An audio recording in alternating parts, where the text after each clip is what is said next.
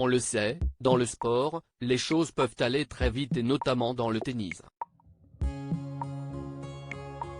Certains joueurs peuvent passer du top 10 au bas-fond du classement en seulement quelques années, et c'est exactement ce qui est en train d'arriver à un joueur français bien connu.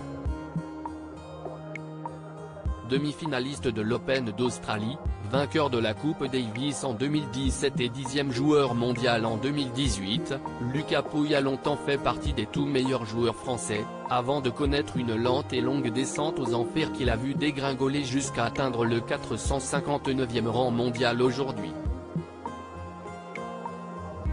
Une période forcément très compliquée sur tous les plans pour le mari de la belle Clémence Bertrand, qui a décidé de se confier dans les colonnes de l'équipe ce samedi 25 mars. Le grand copain de Joe Wilfried Tsonga et Gilles Simon est passé du succès de la vie de star à l'anonymat des tournois Challenger. Ce qui est dur, c'est que j'ai pris l'habitude de voyager avec beaucoup de monde, dans de bonnes conditions, des hôtels sympas.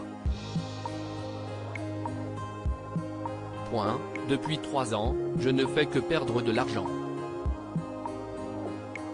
Chaque année est à perte.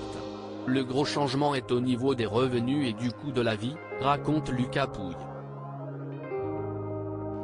J'ai commencé à avoir un côté plus sombre et à entrer dans une dépression qui m'a amené à dormir 1 heure par nuit et à boire seul. L'année dernière, le tennisman de 29 ans a connu une période très compliquée, principalement sur le plan mental.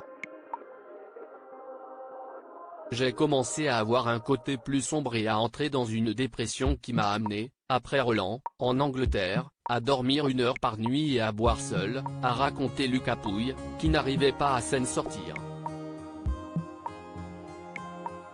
Il dort alors très peu, mais se rend compte qu'il doit être un terme à tout ça au bon moment. Je m'enfonçais dans un truc glauque. J'étais dans une sale phase. Et j'ai pris la décision de dire stop.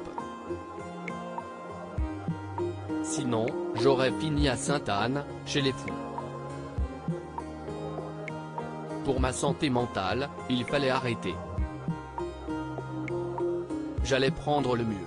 Après un break qui lui a fait beaucoup de bien, le père de la petite Rose a repris le chemin de l'entraînement, avec un objectif clair en tête. Faire les Jeux à Paris, c'est l'expérience d'une vie. J'ai envie d'essayer. Si j'y arrive, c'est génial, et si je n'y arrive pas, je n'aurai pas de regrets parce que j'aurai tout fait pour, conclut-il, plein d'espoir.